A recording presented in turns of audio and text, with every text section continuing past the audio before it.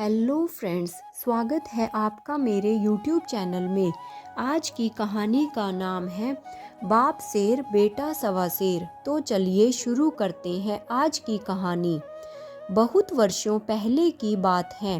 रामपुर नाम के राज्य में शामदत्त नाम का एक राजा राज किया करता था। शामदत्त एक बहुत ही गुस्सैल प्रवृत्ति का व्यक्ति था, साथ ही उसमें बुद्धिमानी की भी कमी थी। उसी राज्य में सुंदर नाम का एक ब्राह्मण रहता था। सुंदर एक बहुत ही गरीब ब्राह्मण था। उसकी पत्नी अक्सर उससे कहा करती थी कि तुम्हें राजा के दरबार में जाना चाहिए।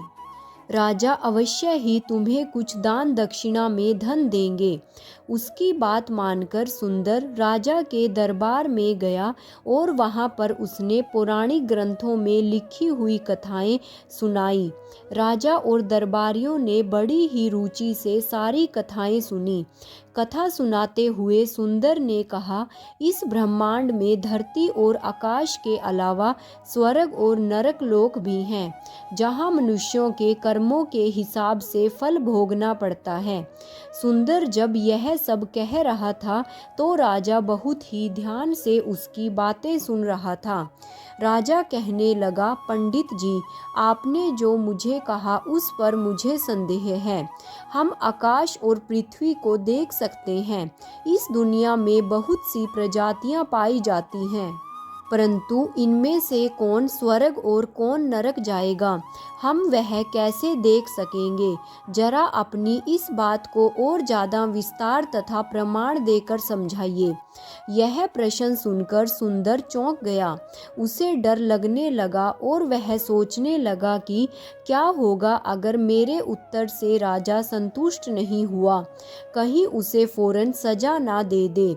इस ख्याल से वह घबरा गया और कहने लगा, महाराज, आपके प्रश्न का उत्तर देने के लिए मुझे कई पुस्तकों का अध्ययन करना होगा। कृपया मुझे कुछ समय दे दीजिए, मैं अवश्य ही इसका उत्तर आपको दे दूंगा। ठीक है पंडित जी, पर मुझे जल्द से जल्द सही उत्तर चाहिए। मैं आपके उत्तर का इंतज़ार करूंगा। जल्द ही इसका समाधान निकालिए। जरूर महाराज, मैं जरूर आपको इसका जवाब जल्द से जल्द दूंगा। अभी जाकर मैं अपना काम शुरू कर देता हूँ। यह कहकर सुंदर वहाँ से निकल गया। उसे समझ नहीं आ रहा था कि वह राजा को स्वर्ग और नरक जैसी जटिल बातें कैसे समझाए। वह राजा के बारे में कई सालों से जानता था। उसे यह भी पता था कि राजा बहुत ही गुस्सैल और कम बुद्धि वाला व्यक्ति है। अगर मेरा दिया हुआ उत्तर राजा को मंजूर नहीं हुआ तो वह अवश्य ही मुझे कठोर दंड भी दे सकता है। पंडित सुंदर उसी रात वहां से भागकर अपने गांव सुंदर नगर चला गया। अगले दिन सुबह राज दरबार में राजा ने अपने मंत्री से पूछा, मंत्री जी, मैंने पंडित सुंदर से एक प्रश्न पूछा था जिसका उत्तर उन्हें देना था। कहाँ पर है वह? बुलाओ उन्हें। क्षमा करें महाराज, परंतु पता नहीं क्या हुआ। सुंदर के बारे में किसी को कोई अता पता नहीं है। कोई नहीं जानता कि वह कहाँ पर है। ओहो, यह बात है। क्या लगता है कहीं वह मेरे प्रश्न की वजह से किधर भाग तो नहीं गए? महाराज, आपने उनसे जो सवाल पूछा है वह इतना सरल नहीं था। अच्छा, परंतु मुझे उत्तर चाहिए ही चाहिए। मेरा संशय मेरे लिए एक समस्या बन गया है। तुम एक काम करो, कहिए महाराज, मेरे इस प्रश्न के बारे में तुम हमारे राज्य में प्रचार कर दो। कह दो कि जो भी मेरे प्रश्न का संतोषजनक उत्तर देगा उसे बहुत बड़ा इनाम दिया जाएगा। यह संदेश पूरी जनता में फैला दो। ठीक है महाराज, मैं अभी तुरंत यह काम करवाता हूँ। इस प्रकार राजा के मन में जो संदेह आया उसकी मुनादी पूरे राज्य में करवा दी। पूरे राज्य में इसकी चर्चा होने लगी। राजा ने सभी से अपने प्रश्न के बारे में पूछना शुरू कर दिया, परंतु उसे संतोषजनक उत्तर नहीं मिला। इधर सुंदर पंडित जब अपने घर में पहुंचा तो वह काफ़ी डरा हुआ था। सुंदर के घर में उसकी पत्नी और उसका बेटा मोहन था। मोहन स्वभाव से बड़ा ही आलसी और शरारती था। वह कोई काम नहीं करता था, बल्कि अपने दोस्तों के साथ आवारागर्दी करता रहता था। मोहन अक्सर अपनी माँ से पैसे मांगा करता। उसकी माँ कहती, तुम मुझसे हमेशा पैसे मांगते हो। तुम्हारे पिता जितना कमाते हैं उसमें हमारा घर चलता है, इसलिए मैं तुम्हें कोई पैसा नहीं दे सकती। तुम सारा दिन आवारागर्दी करते हो, कुछ काम धंधा क्यों नहीं करते? तुम्हारे जैसा पुत्र होना मानो खोटा सिक्का हो। माँ, तुम ही बताओ मैं क्या करूं? अच्छा, फिलहाल तो तुम बनिए की दुकान से चावल ले आओ, मैं उन्हें पीसकर तुम्हारे लिए कुछ पकवान बना देती हूँ। जल्दी जाओ वरना देर हो जाएगी। मोहन जल्दी से माँ से पैसे लेकर चावल ले आया। माँ ने चावलों को चक्की में डालकर पीसना शुरू कर दिया। जब मोहन की माँ चक्की में चावल पीस रही थी तो मोहन वहाँ पर आया और उसने अपनी माँ को चावलों को चक्की में पीसते हुए देखा और कहने लगा, माँ, तुम्हें चावल पीसने में कितना समय लगेगा? मुझे अपने दोस्तों के साथ नदी पर भी जाना है। अरे रुको बेटा, धीरज रखना सीखो, मैं तुम्हारा ही काम कर रही हूँ। तुम खुद तो कुछ काम नहीं करते हो और कुछ नहीं तो मेरी ही मदद कर दिया करो। अच्छा, यह बताओ, तुमने राजा के प्रश्न के बारे में सुना है? अचानक अपनी माँ से यह बात सुनकर मोहन कहने लगा, राजा का प्रश्न? कौन सा प्रश्न? क्या समस्या है राजा को? मैंने तो सोचा था कि सारी समस्याएं हम जैसे लोगों को ही होती है। भला राजा को क्या समस्या हो सकती है? तुम्हारे पिता राजा के प्रश्न के बारे में सबसे अच्छी तरह से जानते हैं, क्योंकि इस समस्या की जड़ भी तुम्हारे पिता ही हैं। वह आएंगे तो उन्हीं से पूछ लेना, वही तुम्हें बताएंगे। इसी बीच सुंदर वहां पर आ गया। मोहन ने उससे पूछा, पिताजी, राजा के साथ क्या मामला है? मैंने सुना है आपने उनके लिए एक समस्या खड़ी कर दी है। क्या बताऊं बेटा? मैं पुरानी कथा सुनाते सुनाते स्वर्ग और नरक के बारे में बताने लगा तो राजा के मन में संदेह पैदा हो गया। उनके मन में एक सवाल आया, वही तो पूछ रहा हूँ पिताजी कि क्या संदेह पैदा हुआ? तुम उसके बारे में जानकर क्या करोगे? वह बच्चों के बस की बात नहीं है, खासकर तुम्हारे जैसे कि जो सारा दिन बाहर ही घूमता रहता है। सुंदर ने जब यह कहा तो मोहन की रुचि इस बात में और भी ज़्यादा बढ़ गई। वह जानना चाहता था कि समस्या क्या है। अरे पिताजी, पहले आप बताओ तो सही कि बात है क्या? ठीक है, तुम नहीं मानते तो सुनो। महाराज चाहते हैं कि उन्हें स्वर्ग और नरक के बारे में विस्तार पूर्वक प्रामाणिकता के साथ बताया जाए। राजा यह सब जानने के लिए बहुत ही ज़्यादा उत्सुक है। तब मोहन की माँ बीच में ही बोल पड़ी, सुनो मोहन, तुम इन सब बातों की फिक्र मत करो। इसका जवाब तो तुम्हारे पिता भी नहीं दे पाए, तुम कहाँ से दे पाओगे? चलो तुम थोड़ी मेरी मदद कर दो, तब तक मैं तुम्हारा नाश्ता बना देती हूँ।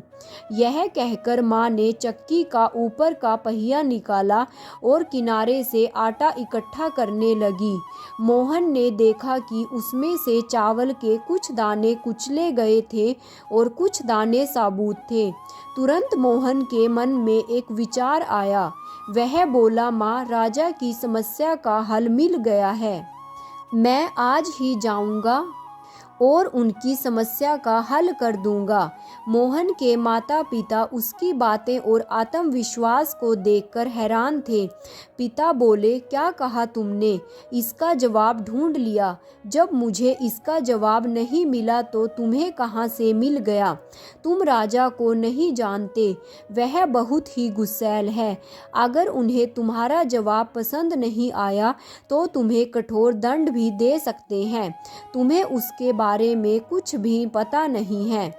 आप उस बारे में चिंता ना करें पिताजी, मुझे विश्वास है कि मैं सही उत्तर दे सकता हूँ। आप बिल्कुल निश्चिंत रहिए, मैं अब महल जाने के लिए निकल रहा हूँ।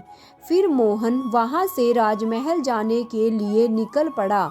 वहाँ जाकर वह द्वारपालों से मिला।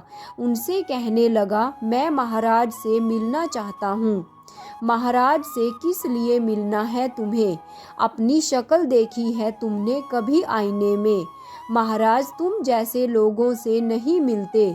अरे भाइयों, मैं कपड़ों से मामूली दिखता हूँ, लेकिन मैं उनके मन की सबसे बड़ी शंका का जवाब देने आया हूँ।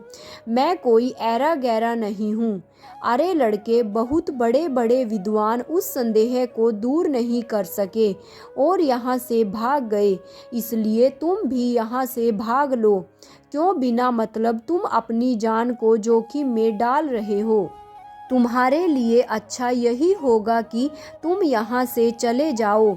आपका कहना सही है, मैं यहाँ से भागे हुए उन पंडित का ही बेटा हूँ जो महाराज के सवाल का जवाब नहीं दे पाए थे।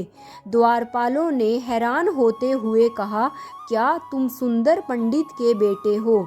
हाँ, मैं उसी सुंदर पंडित का बेटा हूँ। अगर मैं महाराज से नहीं मिल सकता तो कोई बात नहीं, आप मुझे मंत्री जी से ही मिलवा दीजिए, मैं उन्हें सवाल का जवाब समझा देता हूँ। ठीक है, मिलवा देते हैं तुम्हें मंत्री जी से।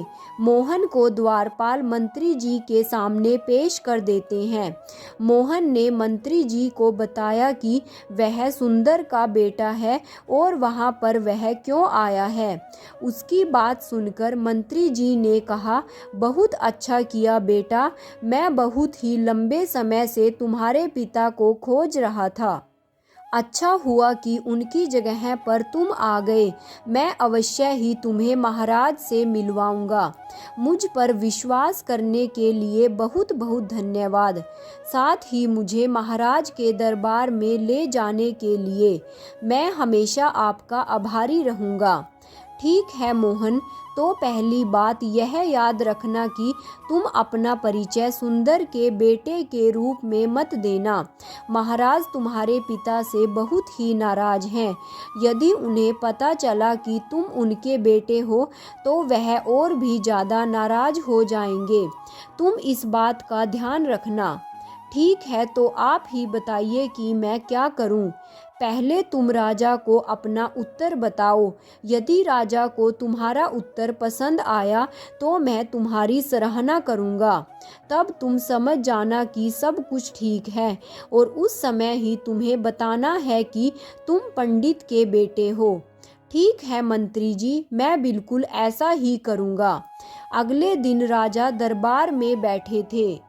मंत्री जी ने आकर राजा को मोहन के बारे में बताया। महाराज की जय हो, आपकी उस समस्या का उत्तर देने के लिए एक युवक आया है, क्या मैं उसे दरबार में ले आऊं? महाराज यह सुनकर हैरान भी था और खुश भी। कहने लगा, क्या कहा? सच में किसी युवक के पास मेरी समस्या का उत्तर है? यह तो बहुत ही अच्छी खबर है। उसे तुरंत पेश किया जाए, मैं उससे मिलना चाहता हूँ। राजा से आज्ञा लेकर मंत्री ने मोहन को दरबार में बुलाया। जैसे ही उसने दरबार में कदम रखा, राजा उसे देखकर आश्चर्यचकित रह गया और सोचने लगा, मंत्री ने तो कहा था कि यह मेरी समस्या का समाधान करेगा, परंतु यह तो कोई साधारण सा दिखने वाला युवक है। इसके पास इतनी बड़ी समस्या का हल कैसे होगा? राजा ने कहा, क्या तुम ही वह इंसान हो जिसके पास मेरी समस्या का समाधान है? पहले यह बताओ कि क्या सच में ही तुम्हारे पास कोई उत्तर है? हाँ महाराज, मैं आपकी शंका को पूरी तरह से समझ गया हूँ। मैं आपको अपने उत्तर से पूरी तरह से संतुष्ट कर दूंगा। मैं न केवल शब्दों से बल्कि कुछ प्रयोग करके भी आपके प्रश्नों का उत्तर दूंगा। राजा ने कहा, तुम्हें देखकर तो मुझे कुछ और ही लगा था, परंतु जिस हौसले के साथ तुम मेरे सामने खड़े हो और बात कर रहे हो उससे मैं बहुत ही प्रभावित हूँ। बताओ मेरे प्रश्न का क्या उत्तर है? उसके लिए महाराज मुझे 2 वस्तुओं की आवश्यकता होगी। बताओ तुम्हें क्या चाहिए, मैं अभी इंतजाम करवा देता हूँ। महाराज, आप मुझे 1 चक्की और कुछ चावल दिलवा दीजिए। इन दोनों वस्तुओं की मदद से मैं आपके प्रश्न का उत्तर दे पाऊंगा। राजा ने मंत्री को आदेश दिया, मंत्री जी, इस युवक को जो भी चाहिए उसका तुरंत इंतजाम किया जाए। ठीक है महाराज, अभी इंतजाम हो जाता है। कुछ ही पलों में मंत्री ने कुछ चावल और 1 चक्की की व्यवस्था कर दी। फिर मोहन ने वक्त गवाए बिना ही अपना काम शुरू कर दिया। उसने चक्की में कुछ चावल डाले और उसे घुमाना शुरू कर दिया। सभी लोग यह जानने के लिए बेचैन थे कि यह युवक चक्की की मदद से कैसे जवाब देगा। कुछ देर चक्की चलाने के बाद मोहन कहने लगा, इसे देखिए महाराज, आपने पूछा था धरती और आकाश में जो भी जीव रहते हैं वह अपने कर्मों से स्वर्ग नरक कैसे पहुंच जाते हैं। आपका यही प्रश्न था। हाँ बिल्कुल यही प्रश्न था मेरा। अब मेरी बात को ध्यान से सुनिए। इस चक्की को देखिए, यहाँ यह ऊपर का पत्थर आसमान है जो घूमता है, जो पत्थर स्थिर है वह भूमि है जिस पर हम सब रहते हैं। बस यह बहुत ही आसान सी बात है। राजा उसकी बातों को बड़े ही ध्यान से सुन रहा था। साथ ही वह उत्सुक भी था कि मोहन आगे क्या कहना चाहता है। आइए अब आप एक पल के लिए यह मान लीजिए कि इसमें डाले गए सभी चावल वह प्राणी हैं जैसा कि आप सोचते हैं। यह हाथ जो चावलों को चक्की में डालता है वह भगवान का रूप है। यह 5 उंगलियां 5 प्राकृतिक तत्वों की तरह हैं और यह पत्थर जिसे बारी बारी से घूमना है यही धर्मराज है, जो कर्मों के अनुसार प्राणियों को सजा देता है, क्योंकि कुछ प्राणी पाप करते हैं और कुछ पुण्य करते हैं। जो पाप करते हैं उन्हें उसकी सजा दी जाती है। इस चक्की में जो चावल कुचले गए और पीसे गए थे वे सब वही पापी हैं जिन्हें अपने पापों की सजा मिलती रहती है। फिर कुछ देर तक चक्की चलाने के बाद मोहन ने ऊपर का पत्थर ऊपर से हटाकर राजा को दिखाया और कहने लगा, आप इन्हें ध्यान से देखिए। इनमें कई चावल ऐसे हैं जो पिसकर दर्द का अनुभव करते हैं। यह वही लोग हैं जिन्हें नरक मिलता है, परंतु कुछ लोग इन साबुत चावलों की तरह हैं जो अपने अच्छे कर्म की वजह से स्वर्ग प्राप्त करते हैं। उन्हें उनके अच्छे कर्म नरक की यातना से बचा लेते हैं। ऐसे लोगों को नरक का कोई डर नहीं होता, क्योंकि वे जानते हैं कि उनकी जगह स्वर्ग में है। मोहन ने अपनी बात विस्तार से पूरी की। वो जब अपनी बात समझा रहा था तो सारे लोग बड़ी ही सावधानी से उसकी बात सुन रहे थे। दरबार में एकदम सन्नाटा छा गया। जिस तरह से मोहन ने समझाया उससे हर कोई हैरान था। उसने ऐसे सवाल का जवाब इतनी आसानी से दे दिया जिसे अच्छे अच्छे विद्वान हल नहीं कर सके। उसके जवाब से सभी लोग बहुत ही प्रभावित थे। तब राजा ने कहा, बहुत बढ़िया बेटा, बहुत अच्छे। तुमने एक ऐसे सवाल का जवाब इतने आसान तरीके से दिया है जो मुझे लंबे समय से सता रहा था। हालांकि मुझे उम्मीद नहीं थी कि तुम हमारे पास कोई जवाब लेकर आए हो, परंतु तुम्हारा उत्तर मुझे बहुत ही पसंद आया है। मेरी शंका का समाधान हो गया है। मेरे जवाब को स्वीकार करने के लिए धन्यवाद महाराज। मैं आपको अपना परिचय देना चाहता हूँ। दरअसल मैं उन्हीं पंडित सुंदर का बेटा हूँ जिन्होंने आपके मन में यह शंका डाल दी थी। मेरा नाम मोहन है। क्या तुम पंडित सुंदर के बेटे हो? हाँ महाराज, मैं यहाँ पर उसी समस्या का समाधान करने के लिए आया था जो मेरे पिता के द्वारा खड़ी कर दी गई थी। राजा ने खुश होकर कहा, क्या बात है, मुझे तुम्हारा जवाब पसंद आया। फिर राजा ने मंत्री को आदेश दिया, मंत्री, इस युवक को पुरस्कार के रूप में धन और कीमती वस्त्र दिए जाएं। पूरे सम्मान के साथ इसे विदा किया जाए। ठीक है महाराज, जैसी आपकी इच्छा। मैं अभी इंतजाम करवा देता हूँ। आपका बहुत बहुत धन्यवाद महाराज। और इस प्रकार मोहन धन और इनाम लेकर अपने घर के लिए विदा हो गया। मोहन ने अपने पिता की वजह से राजा के मन में जो संदेह पैदा हुआ था उसका समाधान कर दिया। उसने सटीक जवाब देकर महाराज की प्रशंसा और इनाम भी पाया। वह अपने पिता से भी बढ़कर ज़्यादा बुद्धिमान निकला। मेरे प्यारे दोस्तों, आपको यह कहानी कैसी लगी कमेंट बॉक्स में कमेंट करके ज़रूर बताइएगा। और मेरे चैनल को सब्सक्राइब और वीडियो को लाइक और शेयर करना मत भूलिएगा। साथ में ही नोटिफिकेशन बेल को भी ऑन कर लीजिएगा ताकि आगे आने वाली सभी वीडियोज़ की जानकारी आप तक समय रहते पहुंच सके। Thanks for watching.